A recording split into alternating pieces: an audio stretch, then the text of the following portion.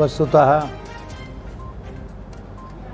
आज से नहीं, अनादिकाल से राष्ट्र और समाज में व्यवस्था, मर्यादा, धर्म और सदाचार की स्थापना का कार्य पूज्य संतों के द्वारा ही हो रहा है। आज भी अपने अपने स्तर से सभी संत इस पवित्र कार्य में लगे हुए हैं और वर्तमान परिप्रेक्ष्य को देखते हुए सबको एक मत एकजुट होकर के ये कार्य करना चाहिए। यत्किंचित भी समाज में संस्कारों की स्थापना का या संरक्षण का कार्य पूज्य संतों के अतिरिक्त और किसके द्वारा किया जा रहा है? जिस किसी भी स्तर पर किया जा रहा है, संतों के द्वारा ही किया जा रहा है। उसका मूल कारण ये है कि जब तक हमारी भारतीय शिक्षा पद्धति, जो भारतीय सनातन मूल्य हैं, उन पर आधारित नहीं होगी, तब तक केवल साधु संतों के द्वारा किया गया प्रयास उतना सफल नहीं होगा जितना कि होना चाहिए।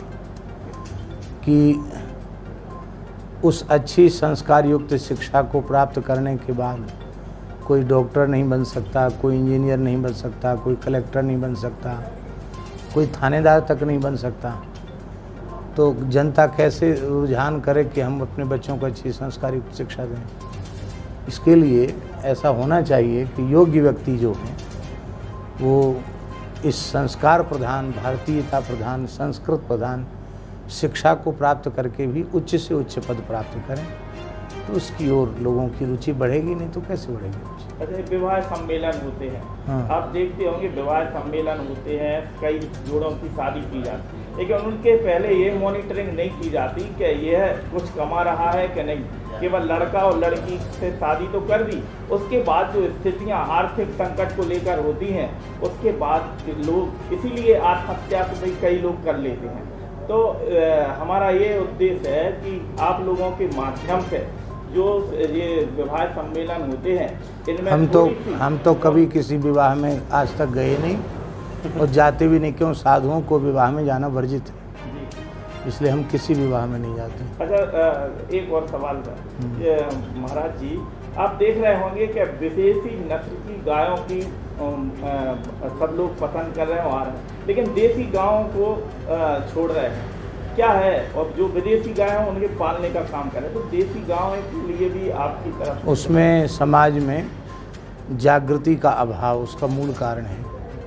देशी गाय के दूध, दही, घी का क्या महत्व है, उसके गोबर गोमूत्र का क्या महत्व है, ये बात जब तक समाज में स्थापित नहीं होगी तब तक तो देशी गोवंश की उपेक्षा ही रहेगी।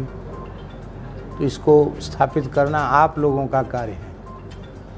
आप लोग चैनल के माध्यम से, पत्र पत्रिकाओं के माध्यम से वेद लक्षणा भारतीय देशी गायों के महत्व को समाज में स्थापित करें, ये काम है। देश में जो माहौल है इसके प्रति क्या होना चाहिए कि शांतिपूर्ण वातावरण बना रहे? शांतिपूर्ण वातावरण बना रहे, इसके लिए हम भगवान से प्रार्थना करते हैं, और जो शांति बिगाड़ रहे हैं उनको कठोर से कठोर दंड मिलना चाहिए।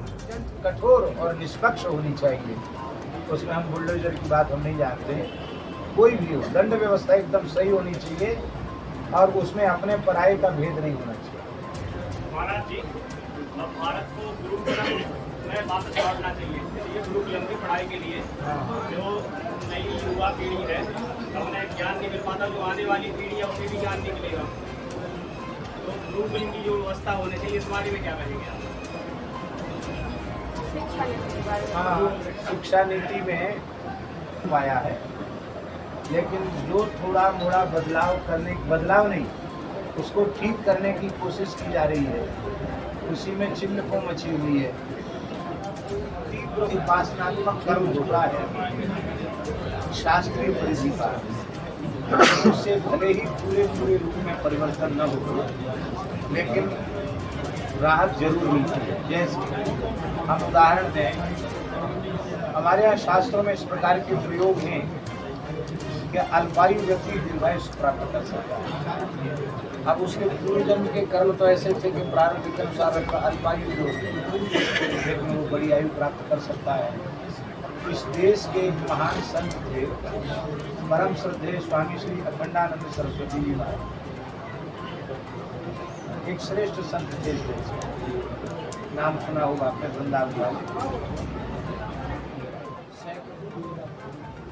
तो हमारा मन तो है कि कभी भगवान नरसिंह ऐसा योग बनावे कि भले ही छोटे रूप में और एक गुरुकुल व्यवस्था श्री लक्ष्मी नरसिंह मंदिर में स्थापित हो।